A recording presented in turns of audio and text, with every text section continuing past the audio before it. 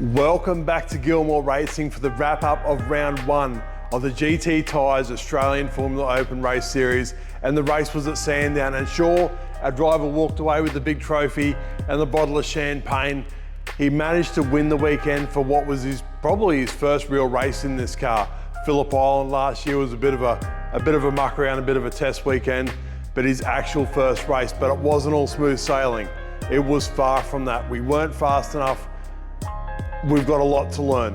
We have, for Sandown in particular, we've got no data whatsoever for these tyres. We've got no real relevant race data. Last time we raced there was 10 plus years ago.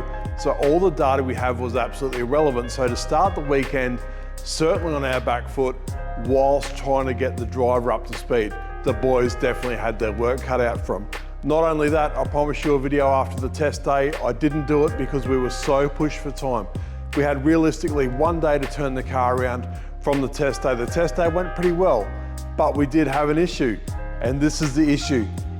The diff has completely let go, and we've had to really mask that through the Sandown weekend. We didn't have time to fix it. We didn't want to pull it apart at the track in case we didn't have the parts to repair it, and we just would have made a mess of what was already there.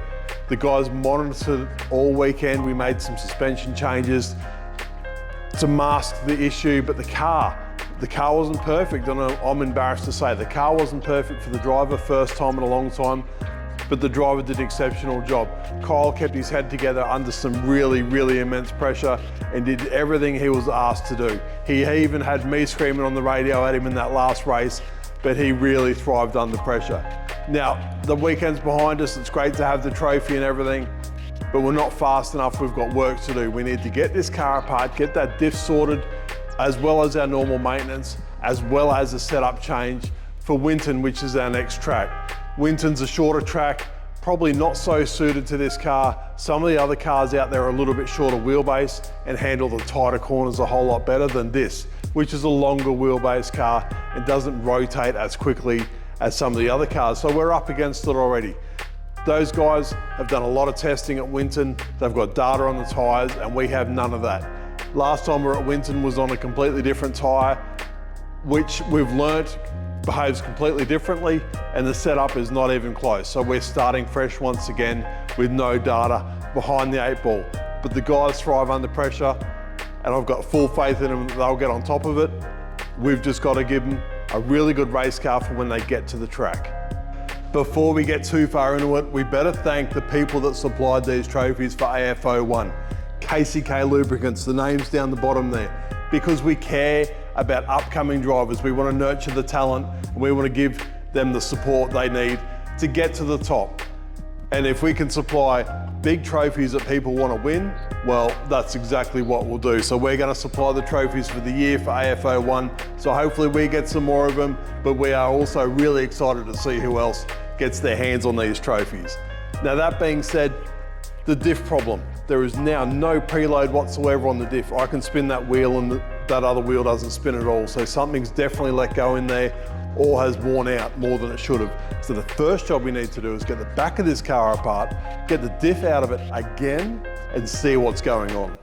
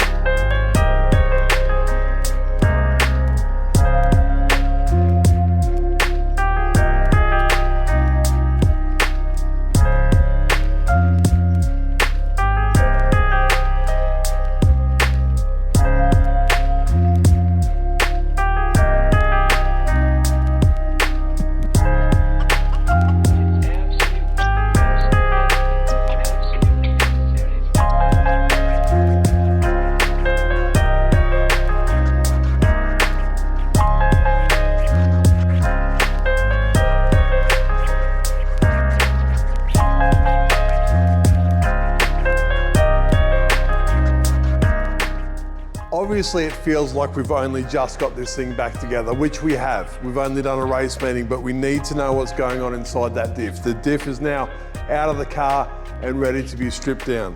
The good news is everything inside the gearbox looks amazing, and the repairs we've done in the off-season have held up perfectly and will certainly see us through to mid-season.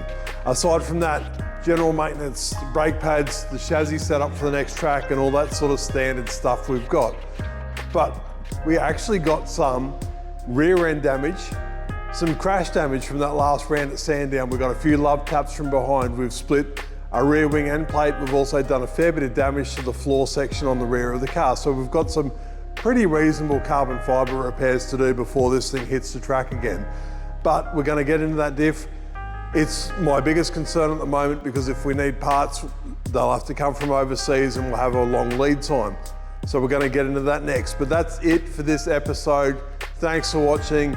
Give us a thumbs up if you like it. Subscribe if you haven't subscribed. And we'll get into this thing on the next episode and hopefully start reassembly and getting it ready to hit the track again for round 2 of the Australian Formula Open Series.